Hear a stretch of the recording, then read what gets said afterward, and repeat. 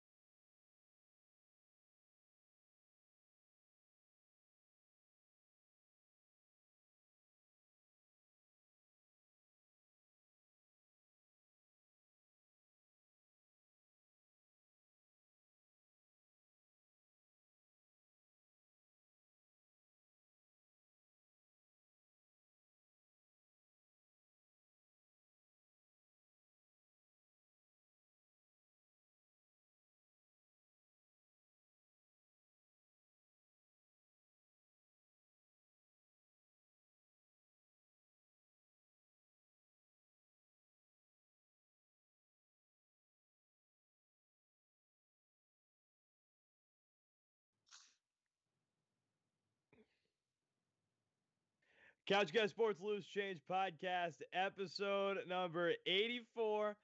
Recorded a day early this week. It's Thanksgiving week, so we got a lot of stuff going on.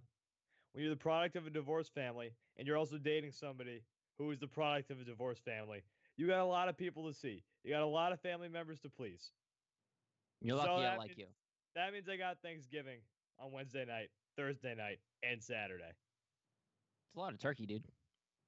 It's not even, well, no, shout out to my girlfriend's dad, because he's having brunch. He's not doing Thanksgiving, he's just doing brunch. So he's just ordering a bunch of breakfast food. Thanksgiving mimosas. I like it. And he's getting, I'm sure there's going to be mimosas. He's also, his turkey is turkey sausage. Oh, which day is brunch? Saturday? Is that like the brunch? This is Thursday morning. Oh, so on Thanksgiving, you're doing just brunch. Yeah, dude, I've been trying to lose weight prior to Thanksgiving. Come on now.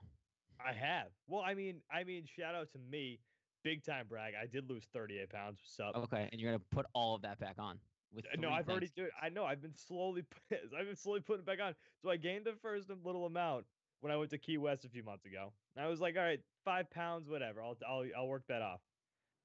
Gained a little bit more. Went to Ireland. I was like, whatever. I'll lose it when I get back. I haven't lost any of it. I was like, all right, I got to lose some before Thanksgiving because I know that week I'm not going to be able to lose any weight. I gained a pound. What are you, like, are you on Thursday night? Are you still having like a Thanksgiving dinner somewhere? Oh, yeah. So you have to have brunch, stuff yourself, and then go have turkey? Dude, so you're going to gain like 40 pounds on Thursday. I'm having a Thanksgiving night tomorrow on Wednesday. Yep. Oh, yeah, dude, I'm going to die. I'm having a Thanksgiving on Wednesday night. I'm having brunch on Thursday morning. I'm having another Thanksgiving on Thursday afternoon. Wait, no, I don't have anything to do Saturday. You're an idiot. No, I had another one on Sunday. This past Sunday. Oh, well, I'm putting my Christmas tree up Saturday, so get at me. Oh, you're one of those?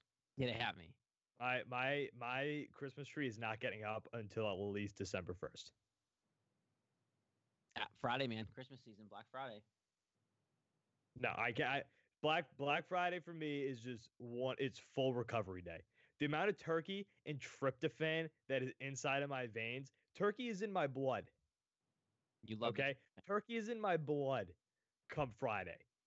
The day after Thanksgiving is a recovery day. I think it is psychotic to be able to do anything on Friday. These Black Friday shopping people, how? Are you not actually doing Thanksgiving? Are you not eating? Now it's even worse because now they do it on Thursday at like 2. Like the doors open at like 2 o'clock on Thursday. And it's like, wait, isn't that like dinner time on Thursday? Like, don't a lot of people eat at like 2, 3 o'clock on Thanksgiving? Why are doors opening? Why are stores opening at 2 o'clock? No, the worst. You're skipping a holiday, people. Black Friday shoppers. I did it one time. I did it one time. I went to the Emerald Square Mall in North Attleboro. Mm-hmm. There were no deals anywhere. Because you were late. No, I was there at midnight. You're probably late. No, it was me and my buddies. We're like, whatever. We're 18 years old, bro. We're gonna go out there. We're gonna smoke a little pot. We're gonna get out there and we're gonna do some shopping. Speaking of pot, it's legal. Oh, buddy, that's in the dump today. Oh yeah. But no, the best part. Let's do a little Thanksgiving talk real quick. Mm-hmm, Another best part of Thanksgiving. Best and worst part is when you're done with dinner, you feel like you're gonna die, and then your family brings out dessert, pumpkin pie. When those pumpkin pies roll out, I'm done. Dude, but it's when you eat it and you already feel like you're gonna explode. Doesn't matter. It is one of the best, worst. It's one of the most conflicting feelings in the world. It's like having intercourse with a prostitute. One of the most conflicting feelings in the world. You would know, I guess, huh? I will not confirm nor deny. But I will deny because the dad bod gets a lot. No, I'm too cheap. I'm too cheap to pay for a prostitute. That's true. Even if you were single, you wouldn't pay for a prostitute. No way. I could never. Why would I pay for that? I mean, because you couldn't get it. Yeah, but you know who can? Pornhub. Yeah, Pornhub does a great job of getting it in. That's very true. Let's get a weekly dump. Pat, make the swoosh noise. David Price wins AL Comeback Player of the Year award. Hell of a year for that guy. I don't really know what he's coming back from, I guess, but he won the AL Comeback Player of the Year award. Mental fatigue. Yeah, but postseason's not supposed to count, and that was kind of like his big thing. I know he had a great second half. Whatever. AL Comeback Player of the Year award, David Price. Yankees trade for James Paxton. Shout out James Paxton because Yankee fans are acting like this guy is like another ace. He's apparently his second ace. That's what I just read. They know he went 11-6 in Seattle. Not like wins loss record really matters in baseball. And his ERA was 3.76, right? Mm-hmm. He wasn't an ace. Like, no, he was not an ace. What are we talking about here? Why are we talking this guy up like he's a stud? I mean, when you don't have that much studs to begin with, I guess you can count him as one. He's not. He's like, you're right. He's almost at a 4 ERA, and it's like on a team that should have done something and didn't. So, like, I don't know what we're talking about here, people. We still have Steven Wright, so get at me. Yeah, what are we talking about? Like Yankee fans were like, oh shit. Here he comes. We got Paxton. Here he comes. Paxton. Red Sox fans, look out. It's over. You might as well not even play games. 3.76 ERA, and then the Red Sox faced him once this year. You know what they did? Swacked him. 6 earned runs over 2.1 innings. Swacked him. So, okay, Yankee fans, please just. I'm glad that you traded a top 15 prospect, the number 1 prospect in your farm system, for this guy. For a guy with a 4 ERA. Good. For a guy with a 3.76 ERA. Nice job. We'll see you in October. Oh, will we? I don't know. Maybe not. Who knows? To go along with old, decrepit CC Sabathia. They celebrated CC. Like, oh, he's coming back. And it's like, wait, why is that a good thing? He's old. He's miserable. He still won't even let you bunt on him. Like, what is that kind of person? Why do you want that kind of guy on your team? King of inconsistency, Tanaka. Luis Severino, who fell off the wagon last year. Maybe he'll have a David Price AL Comeback Player of the Year. Oh, but dude, don't worry. They got Sonny Gray. Oh, that'll do it. Sonny Gray, so they're all good. Well, that makes sense, right? I mean, he was good, I think, right? Yeah. You know what? If you crunch the numbers, I think he was actually pretty good last year. I mean, yeah, he's good in Oakland.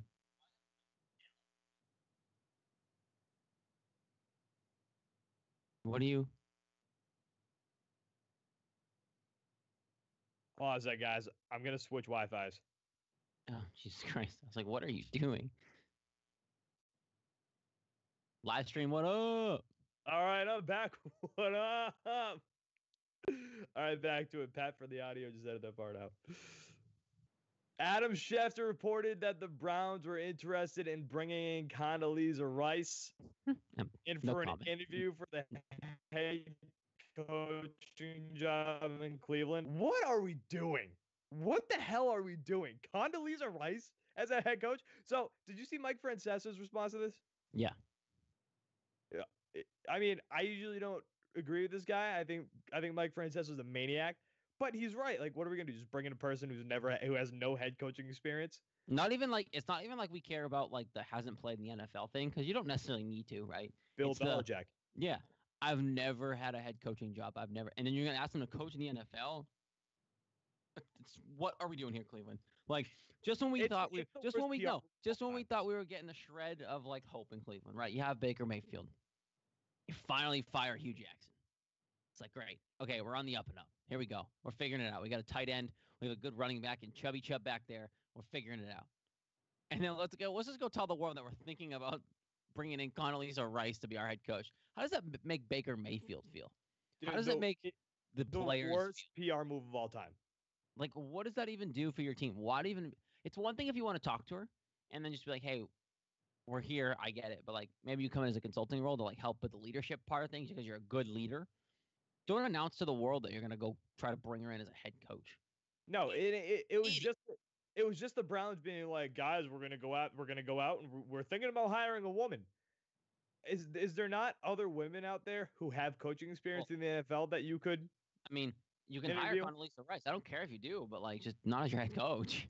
Yeah. Like as a consultant to the staff or like a leadership consultant. Like you can hire. I don't care. It's just why are you announcing to the world that she's going to be your head coach or you're going to bring her in potentially? Like, no one cares. Well, the Browns denied it, but Adam Schefter and Ian Rappaport, when they report things, there's validity to it. Well, they're That's a locked fact. in. They're locked in. That's a fact. That is a goddamn fact. The Red Sox make a trade also for Colton Brewer. Not really a big splash. He's a relief pitcher. I think he had an ERA over 6. It was like 5.8 or something like that. Yeah. Yeah. I think this happened between our last show recording and now. Steve Pearce back with the Red Sox on a 1-year deal. Let's worth go. $6.25 million. Love it. Bruins are 11-5. They're 5th place in the East. Celtics 7th. We're going to talk about the Celtics a ton. Celtics 7th in the East with a 9-8 record. Lost again last night. And big news in Massachusetts. The biggest news.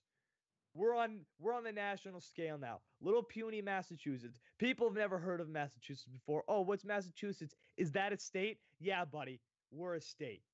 You think people know of Boston? They don't. But now they do. They do, actually. But now they do. Recreational marijuana hit the shelves today in Leicester, Massachusetts, in Northampton, Massachusetts. It's a historic day. It's a historic day here in Massachusetts. You can now own up to an ounce of weed legally. I mean, you could for a while now, but you could purchase it legally. I was going to say, you could have it for a while now. You no longer have to grow your own. You can go out to a dispensary in Leicester or Northampton and purchase. Yeah, enjoy the drive. Have fun. Have fun driving out there. Yeah, that's a hell of a drive. But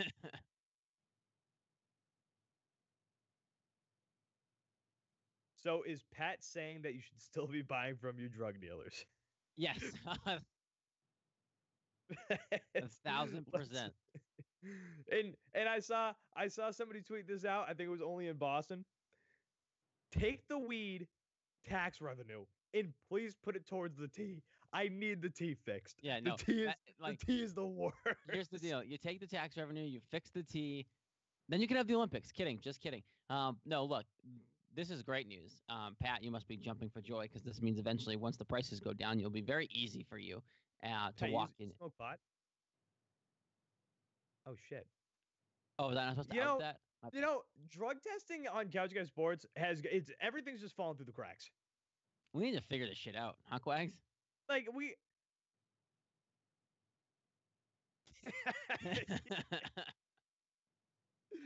Damn it. Mr. Schofield, can you pee in a cup, please? Of course. Here you go. You look good. It's clean. You ever actually do a drug test? Like a pee test? It is the worst when you're standing there in the stall. You have to keep the door open. And I've only had women nurses do it. The women nurses stand behind you while the stall door is open. You're peeing into the cup. They don't hesitate. They're looking at you full blown, man. You think I've got stage fright when I'm in like there's nothing peeing wise. There's nothing more nerve wracking than being in Gillette Stadium in those long lines at the urinals and then trying to pee with everybody behind you waiting to be done. That is the worst. See, I think that's like the beauty of being in a long-term relationship is stage fright just kind of goes away. Like there are times though, like even like when we had our Friendsgiving here last week, I like forgot to shut the door and just started peeing because I'm so used to not shutting the door when I pee when I'm home that like friends just walked by the door and I was like, oh, hey guys, what's up? My bad. No, see, I'm not a big bodily fluids guy myself. So that it's all bodily fluids gross me out. So blood. No, actually, no, blood doesn't.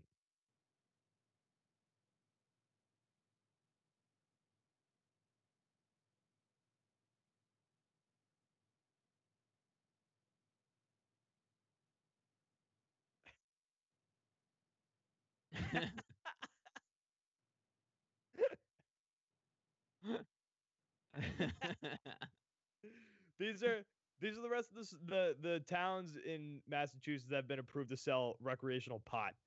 I love how when they put out these press releases, they'll never call it pot or weed. They have to make it like politically correct. They either call it marijuana or cannabis. Yeah, they can't say pot or weed. They won't say it. These are the towns and cities now approved to sell recreational cannabis. Amesbury, Air, Brookline, East Hampton, Fall River.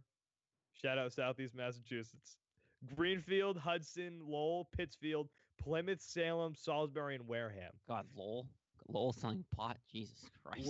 We're about to get pot all over Massachusetts. It's gonna happen now that these two are open. There's probably stores already with licenses ready to go. They just gotta pop them up like at a decent time. I think they're gonna make them like spread them out, but I think within the next year, all those towns will have at least one dispensary in them. Oh yeah. Oh, 100%. And it's gonna be Massachusetts like when you look at Colorado or you have looked at Colorado, you were like, okay, that place loves pot. Let's go to Colorado. Now Massachusetts is that place. Massachusetts Don't bring people here. Oh God, no. Hey, we need more relaxed people in this state. This is a good thing. I mean, let's be fair. Maybe it'll kill some of the mass hole in people and just chill people the fuck out. But at the same time, also, can I talk about my state for a second? We're the only ones, us little New Hampshire up here, the only ones in New England in terms of Vermont, Maine, and Mass. We're like in the middle of all people who it's legal, and I still can't go walk into a store in New Hampshire, and we're live free or die. Like, what is that? Yeah, New Hampshire is like one of the weirdest places because you guys act like you're all high, live free or die, but you don't. No, we don't at all. Yeah. Then don't live free. Then just die. Yeah, live free or die only pertains to your guns, and that's it. So when one opens in Lowell, we'll be it's on my way home. Put it that way. All right, that was the weekly dump. Let's jump to the first topic. Are you worried about the Celtics? The Celtics 9-8, 7th in the East. Nothing looks like it's meshing well at all. They lost again. Who'd they lose to last night? Jared, who'd they lose to last night? They lost to the Kemba Walker-led Charlotte Hornets. Oh, the Charlotte Hornets. Owned by the greatest player of all time. You know how good the Charlotte Hornets are? They're okay. They got some talent. They're not good. They're not good. Kemba Walker. They got Tony Parker, man. Kemba Walker's a good player. Kemba Walker's a good player. Kemba Walker's about 100 years old. Stop that. He's Tony not. Walker's about 100 years old. Kemba Walker is a franchise player. Yeah, he is. Kemba Walker's a franchise player, but the rest of that team, no. Tony Parker again is 100 years old. I'm worried. To answer my own question, I'm worried about the Celtics. I'm not saying I'm not worried at all, but at this that was the question. So I am looking at it as I am more on the side of I'm not worried yet. Because I was until last night. In my eyes, Terry Rozier is not going to be here much longer, so that will alleviate some of this whole ego side of things that's going on in that locker room. They just can't get out of their own way. Your leader in Kyrie Irving doesn't want to be a leader. That's a problem. And Gordon Hayward's not himself. See, that is a problem because your superstar has to be a leader. Does he though? Yes. Does he though? Kevin Durant's not a leader. Kevin Durant's not a leader, but that team's also filled up with 3 other superstars. Bro. I can hear you. Hey. But the Warriors are also filled up with 3 other superstars.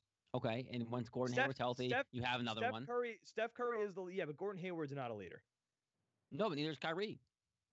Steph Curry is a leader of the Warriors. Yeah. Yeah, he is. He's the face of that team. He's the face of that leader's not the same. Face and leader's not the same thing. Yeah, I would say he's the leader of that team. Kyrie's the face of the Celtics, not the leader. Not a leader. I would say when Steph Curry's there, that team is more complete, and that team feels complete because of the way he plays, not because of the way. But that team also feels more calm because they have their guy back, which is a leadership quality. I would arguably say Draymond Green's the leader of that team. You think Draymond Green is the leader of the Warriors? He's the glue, man. The guy's an ass clown. Yeah, he's a glue though. He brings that locker room together. No, if Draymond weren't on that team, they would still win. You know what he said to to KD last week? When he was like, if you weren't here, we won before without you. Yep. I think that goes for him. I think they'd have a harder time winning without Draymond than they do without Kevin Durant. You think they would have a harder time? I think it'd be easier for them to lose Kevin Durant than it would be for them to lose Draymond Green. I do not at all. I think Draymond's an exceptional defensive player, but Kevin Durant is a friggin' superstar. But he's a prick and needs the ball in his hands, and that's what the rest of that team is like. Yeah, well, you know what? Sometimes you got to give him the ball. They won the most games in NBA history without Kevin Durant. Okay. Yeah, you're right. Listen, back to the Celtics. Yo, that's it. Yeah, your argument's over. Back to no. I know. I want to go back to the Celtics because that's what I listen. I'm the pilot of the show, pal. I have to sit here and I have to direct us in the right direction. Okay. We're talking Celtics. Go trim You know your beard. what? Okay? Go trim your beard. Needs a little trimming. Needs a little trimming. Shut the fuck up. Go trim your beard. You know, my issue with the Celtics at the beginning of the year was that I felt like they were allowed to, because they're a bunch of really, really good players. A lot of them aren't superstars yet. We still think Jason Tatum's going to be a superstar. We think Jaylen Brown's going to be a borderline superstar. There's so much talent on this team, and I thought at the beginning of the year the problem was they weren't shooting. They weren't getting the ball and then trying to score. Now I kind of feel like it's the opposite. They're trying to score too much, and I just like they're not meshing. Like right now they're not a team. The things with the Celtics the past 3-4 years is even with less talent, they were still a team. I'm saying, you know what the problem is? No one is willing to sacrifice. It's 100% what it is. These guys, I thought it was the complete opposite. No, but see, these guys last year in the playoffs all had the ball at all times. All the plays were being ran for them. You look at like a guy like Jason Tatum or Jaylen Brown in the playoffs. They had to do it last year. All the plays were ran for them. They got all the shots because they had to have them. And this year they have to take a step back. Now, I still arguably think that Jason Tatum is your second scorer without Gordon Hayward being 100%. But those guys still have to kind of fit into their roles. Jaylen Brown's a okay shooter, a guy who can get the shots when he's open, but that's not his primary role on this team. Is not supposed to be scoring. That's what Kyrie's for. That's what Gordon Hayward's for. That's what Jason Tatum's for. But he's not accepting that. And same with Jason Tatum. He might not want to have to score all the time, but whenever he gets the ball in his hand, all he does is one-on-one ISO Kobe Bryant style. Like, they have not settled back into their roles yet, and they need to do that, or this team will not get out of this funk. Yeah, they have to understand that Kyrie is the guy. Like, there's no way around it. Kyrie Irving is the guy. But I mean, it's just when I look at this team, I just said it, but like they don't look like a team. It just looks like a bunch of guys playing basketball. They all want to score. They all want the ball. They all want to score. They all want to score. They don't care about the team right now, and you can see that. And I don't know if Terry Rozier is running off on them, and maybe it'd be a good thing to get rid of him because he clearly is pissed. And he had that tweet about him, like I don't even remember what it said, but that cryptic tweet. It was today. It was today, and then he went back on it and said, "You don't know what I mean." Like, it's one of those things where it's like Terry doesn't want to be here. He clearly doesn't want to be here anymore. He's pissed. He's not playing. He can't sell scary Terry t-shirts from the bench. Can't do it. He wants to play. He wants to start somewhere else, and he's in a contract year. No one's going to pay him if you're playing 20 minutes a game off the bench and not having that big of an impact. He tweeted this 11 hours ago, so that would be math 9:51 a.m. about. Let's do us all a favor. That's all he said. Everybody's like, Terry, what's that mean? An hour later, he tweets, I forgot y'all got happy feet. I wasn't talking about me with the face palm emoji. Chill with the bad talk, laughing face. You know what that says? That says, okay, I did mean something about that, and you guys caught on. Yeah, I want out. That's what that means. And people saw it. He tweeted this morning thinking no one would see it. We all saw it. We all caught on. And then it turned into oh no, Terry wants to leave. Terry, you really aren't happy, blah, blah, blah. Whoa, guys, hold on. I'm not saying that. I'm not saying, yes, you are. It's obvious he's not happy because he's not doing what he was doing in the playoffs. He's not playing every minute of the game. And that's what he wants. Ship him out. Get something for him. Bye. And you're right. He's a free agent this year, and you can't get your clout up. That's going to get you a big contract and sell T-shirts, like you said, while he's on the bench.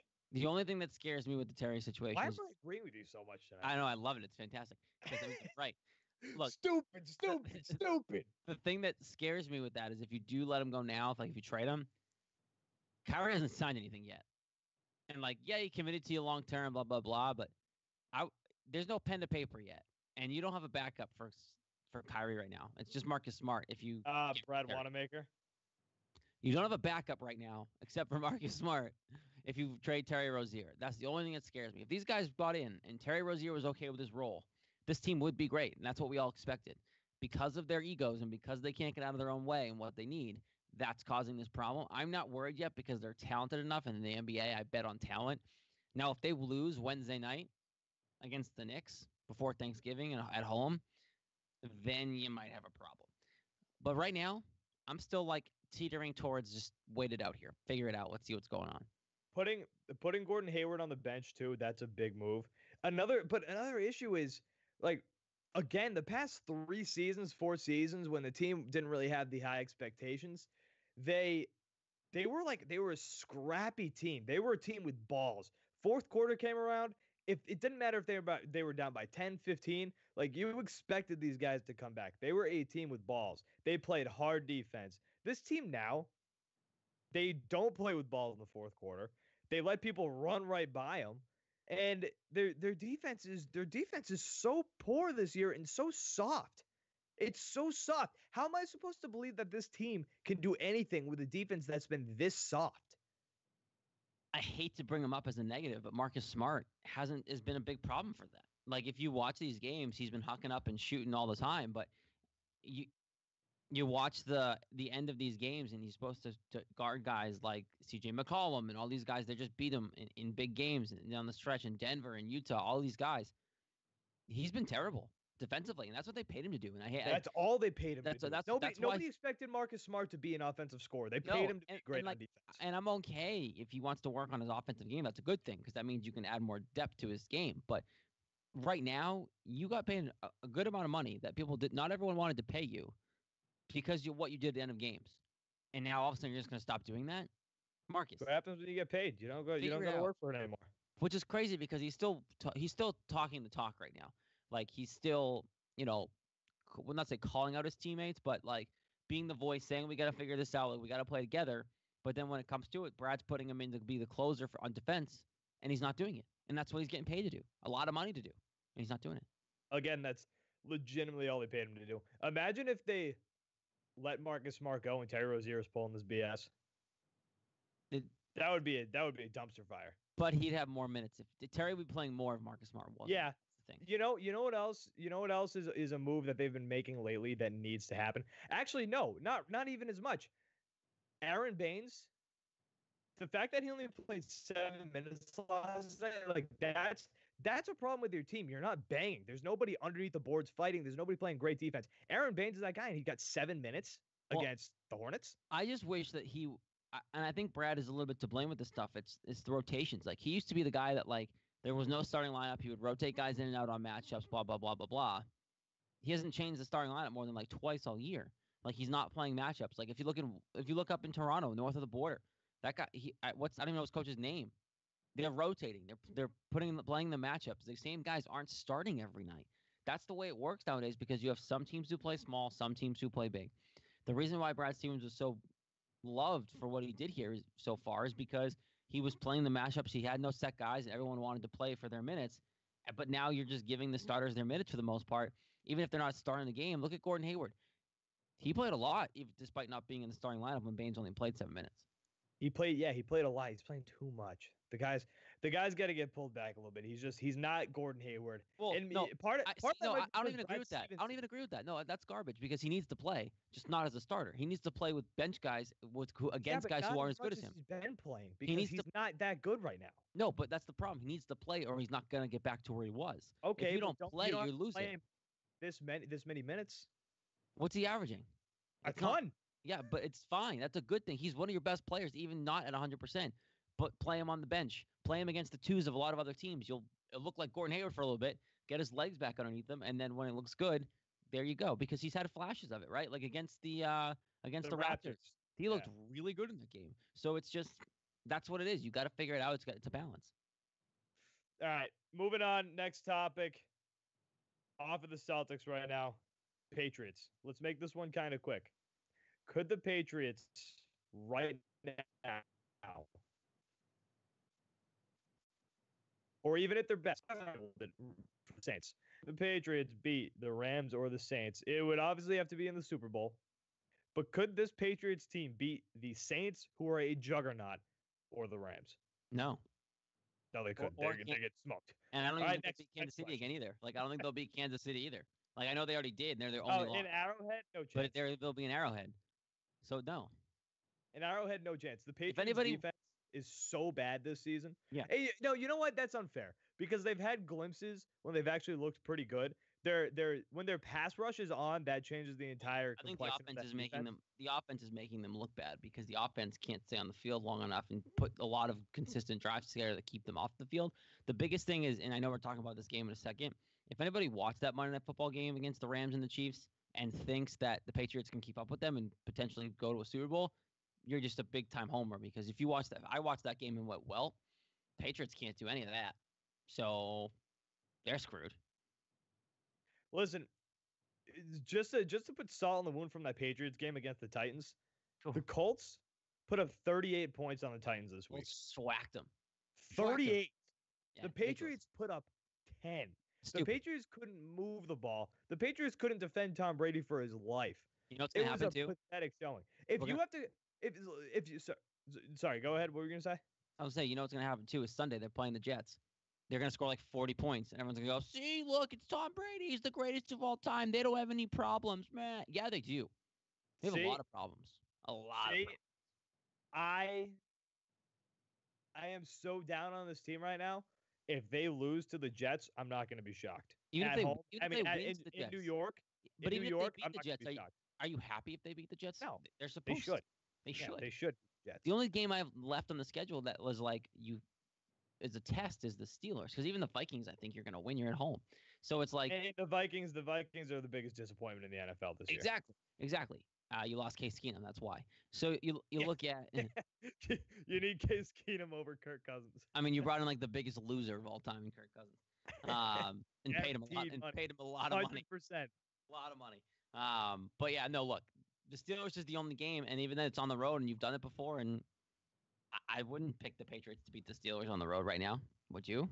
No, and the way the Steelers are playing, I mean, Big Ben, that guy is a tank. Dude. He's an absolute tank. He just keeps getting bigger and bigger every year. That jersey keeps getting tighter and tighter. It's like he has literally just every season. He's literally just stuffing hot dogs, burgers, and God knows what in his gut, and still playing at a top level. It's like, screw you, TB12 method. Screw you, healthy eating. I'm just gonna eat a bunch of fried food and seafood and just play football because I love it. And drink some Bud Lights. He is the Phil Kessel of the NFL. 1000%. And when he puts on that face mask, his fat cheeks just ooze out of the side of that face mask. Oh, Lord. But no, the Patriots. So right now, before we move on to the last topic that we're only going to talk about for like a minute, the Rams are averaging 35 points a game. The Saints 37. The Patriots defense is not going to stop the Rams or the Saints offense from scoring that many points. They're just not. Both offenses are way too good to be stopped, especially the Saints. I think the Saints are winning the Super Bowl this year. If the Saints didn't lose that fluky first game to the Buccaneers, there's like legitimate talk that they could go undefeated. They probably would. They're at that level where they probably could have if they didn't lose that fluky game. They're that good, and they've only gotten better and better. Drew Brees' completion percentage, Jared, do you know what it is? It's a lot because he has Michael Thomas. 76%. That's stupid. 3 out of 4 passes he completes every single time. 76%. 3 out of 4 of every passes. 3 out of every 4 passes he completes. That's stupid. The Patriots defense just couldn't stop him. It's even if the Patriots go, I almost don't want the Patriots to go back to the Super Bowl if they have a chance to do it because I don't want to see them lose again. I'd rather them just go to Arrowhead, lose an Arrowhead. It makes sense. It's whatever. Yeah, and let the Chiefs go lose. It's what sounds right. Yeah, it sounds this year. It sounds very much 2018 Patriots. Yeah, man, we're losers now. This sucks. I mean, if AFC Championship's losers, I'll take it. If that's rebuilding, I'll take it. This is what not expecting to win the Super Bowl feels like. It sucks, right? This sucks. Wait till Brady retires, then we'll really. All right, last question of the night, last topic of the night. Monday Night Football. Again, we record this on Tuesday. Monday Night Football was the highest scoring Monday Night Football game of all time. First time both teams scored 50 plus points, 105 total points scored, 54-51 final score. Rams win over the Chiefs. Question. Answer. Are you one of these poopy pants fans who thinks this is bad for the game, who didn't enjoy the hell out of that game? Because Jared, let me fucking tell you something. That was one of the best football games I've ever watched. Okay. Here's the deal. I enjoyed the game, so don't put me in that class. Like, I'm not like one of those hardcore like poopy pants guys you're talking about. But I will. Defense. Yeah. No. But the thing is, though, there was defense. defense scored a lot of those points. Yeah. Fumble Yeah, recoveries, did. couple pick Strip sixes. sacks. Yeah, pick sixes. interceptions. It wasn't all offense. So people need to calm down on that. But I don't know how they did that with all that defense. I don't know how that game got that high because like there was legit defensive plays, strong defensive plays, and strong defensive stands. Each team had a couple pick sixes, right? There was a fumble recovery in there. Like it was just a lot of and it was big play after big play after big play. And that's what those teams are. They have Showtime talent right now, and that's why they're 2 out of the 3 probably best teams in the league, and probably a Super Bowl rematch coming up very soon. But you look at that game, the only reason why I consider it like meh is because of the that much offense. As much as the defense was there, it's like this is what the league wants to be. Like the fantasy football, let's just sling a bunch of points around. Yeah, but you need that every once in a while because that was electric. It was, but awesome. The problem is I hope the league isn't trending to that happening more often than not because you're seeing that it kind of is. Like all these quarterbacks come around, throw the ball. It's what the league wants. That is what the league wants. That Monday Night Football is the case in point of what Roger Goodell wants. No hitting in football, basically flag football, and a bunch of points. If the league turns into that consistently, I'm out. But a one-off like that was fun as hell to watch. Oh, see, that's damn. This is the most I've ever agreed with you on one podcast. Wait, I thought we disagreed on this. We did. I don't want it to be like that all the time. Last night's game was electric. I do want defense like going forward. I think that's what makes football fun. Well, there's no big hits and interceptions and sacks and all that stuff. Yeah, but that game was one of the greatest games I've ever watched. It lived up to the hype. I don't know if I can remember any game that's ever lived up to the hype like that game did. Well, that game was expected to be like that. 3 weeks ago, I looked at that and went, well, that's a Monday night game I'll actually watch. It's not the Patriots. Rams, Chiefs this year, Patrick Mahomes, Jared Goff, Sean McVay versus Andy Reid. It's a prime time match. Yeah, Andy Reid versus Sean McVay. Andy Reid coming to a burger joint near you. That's how you sell it. I tweeted last night, under 2 minutes left with the Chiefs. I was like, does anybody think Andy Reid actually knows he has 3 timeouts left? Did you ever see that football video of Andy Reid in like an old school, like in a Rams uniform, like a throwing contest, and he's like the biggest dude on the field, and he just hucks a football? Have you ever seen that video? Oh. Go on Twitter. It's on there. It's hilarious. But no, that game last night was one of the best football games I've ever watched. 100%. All right. That's it for the show tonight. That's all we're going to do. Andy Reid versus Sean McVay. Welcome to Burger Town or Philly cheesesteaks if you want to go back to the past. Andy Reid versus Sean McVay, 32 years old versus a lack of time management. Andy Reid, you have 3 timeouts. What if I told you a man who had 3 timeouts didn't even know it? Andy Reid versus Sean McVay. ESPN 30 for 30. What if I told you Andy Reid, Kansas City Chiefs head coach, he had 3 timeouts left, but he was unaware. Andy Reid, 30 for 30. I didn't even know it. Andy Reid, he loves food. Andy Reid. Versus flying high in Sean McVay. Couch Guys Sports Loose Change Podcast, episode 84 in the books. Follow us on everything at Couch Guys Sports on Twitter, Facebook, and Instagram. The at Loose Change Pod over on Twitter. Follow the podcast there. Buy some merch in the store. What else I gotta do? Catch us on everything: iTunes, Stitcher, SoundCloud, CLNSmedia.com. We're part of the podcast network too, guys. Go to iTunes, rate, subscribe to the show. It helps us out tremendously. It helps us out bigly. Go enjoy that recreational marijuana. Enjoy the drive. Go enjoy that Thanksgiving. Go enjoy the recreational marijuana before your Thanksgiving meal tonight. Before your Thanksgiving meal on Thursday. Oh, heck that. Be your family hero. Bring some with you. Go buy some now. Bring some with you. Put it in the turkey. Enjoy a nice Thursday Thanksgiving dinner. Bring that overly priced marijuana to Thanksgiving dinner. Couch Guys Sports Loose Change Podcast, episode 84 in the books. Thank you guys for listening. We'll talk to you next week.